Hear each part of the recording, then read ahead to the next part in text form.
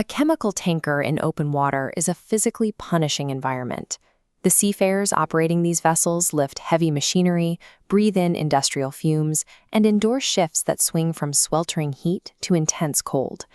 Alcide Balbarino spent years in these conditions. During his 5th consecutive contract as an able seaman, he noticed a soft swelling on his forehead and a mass on his right thigh. He was diagnosed with alveolar soft part sarcoma, a rare and aggressive cancer. The Philippine Overseas Employment Administration Standard Employment Contract, or POEA-SEC, governs cases like his.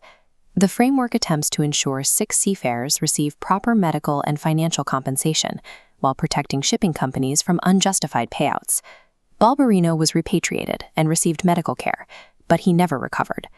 After he passed away, his heirs pursued a financial claim for disability, sickness allowance, and medical reimbursements. The employer rejected it. Balbarino's death triggered a 6-year journey through 3 levels of the Philippine judiciary. The resulting Supreme Court decision provides a blueprint for how medical diagnoses are weighed against strict contractual syntax. The case first went to a labor tribunal. The NCMB ruled entirely in favor of Balbarino's heirs, awarding disability benefits, medical reimbursements, and sickness allowances totaling over $107,000. The employer appealed to the Court of Appeals, which completely reversed the decision. The Court of Appeals ruled the cancer was not work-related and zeroed out the entire financial award. The heirs elevated the dispute to the Supreme Court. The court evaluated the conflicting decisions and rejected both of them. This dashboard tracks the trajectory of the claim across the 3 tribunals.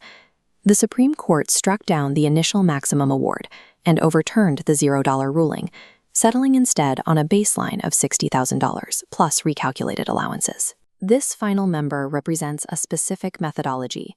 The court first establishes a medical threshold to determine liability and then applies a strict textual limit to the payout. To secure compensation, a seafarer must trace their illness to the physical reality of the job. The POEA-SEC lists recognized occupational diseases under Section 32A. Alveolar soft part sarcoma is extremely rare and is absent from that list. When an illness is unlisted, Section 20B-4 of the contract creates a disputable presumption that the illness is work-related. However, this presumption does not guarantee a win. The seafarer must still provide evidence showing a reasonable nexus between their working conditions and the contraction or aggravation of the disease. The Supreme Court does not demand absolute medical certainty.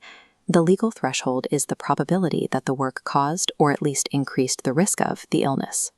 If the law required absolute proof of direct causation for rare diseases, the protective mandate of the POEA-SEC would be effectively unreachable for many seafarers.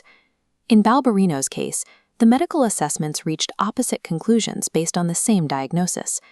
The company-designated physician concluded the sarcoma was a genetic chromosomal abnormality and therefore non-work-related. Balbarino's independent oncologist agreed on the genetic nature of the disease, but linked it to workplace carcinogens.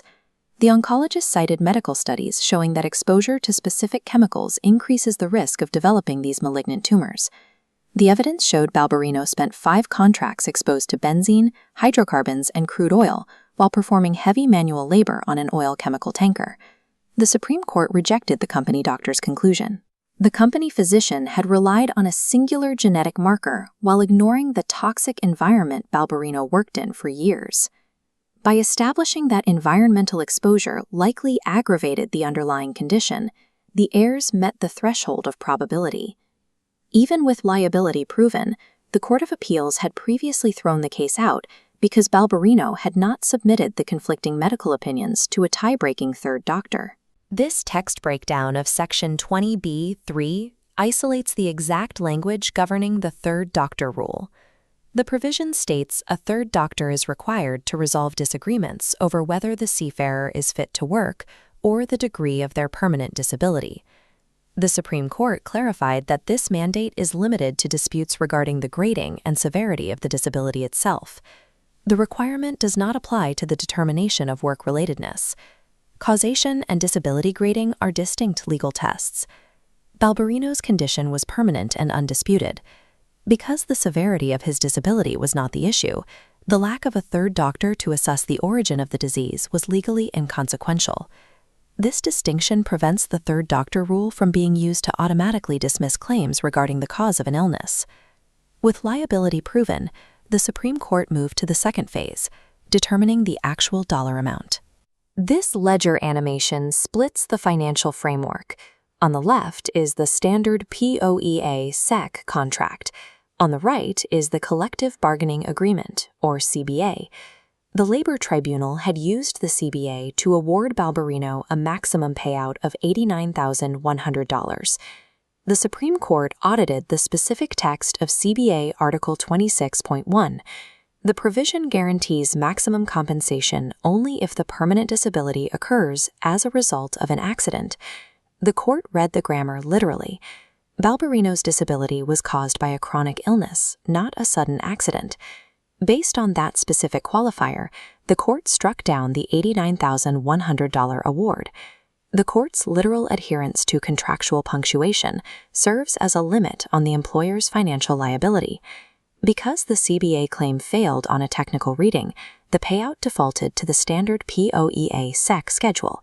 For a total and permanent disability, that rate is capped at $60,000. However, under the POEA-C, liabilities for sickness allowance and medical treatments are treated as separate cumulative obligations. The Labor Tribunal had initially ordered the shipping company to reimburse over $5,900 in medical expenses, an amount based on a broad interpretation of the recovery period. This chart maps the employer's medical liability timeline. The CBA limits the company's obligation for medical care to 130 days after initial hospitalization. Balbarino was admitted to the hospital in Manila on April 14th. The Supreme Court enforced this timeline. The company was only liable for expenses incurred between April 14th and August 22nd. Finally, the court addressed the sickness allowance.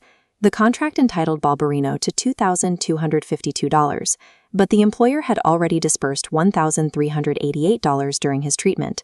The court deducted the difference, leaving a final balance of $863.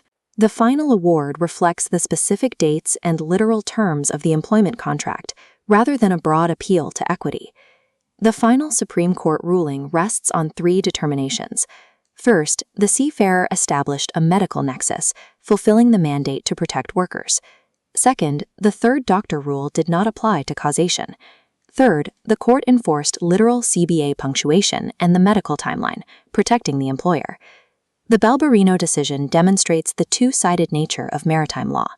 The court provides evidentiary protection to establish liability, and then utilizes restrictive textual analysis to contain the final payout.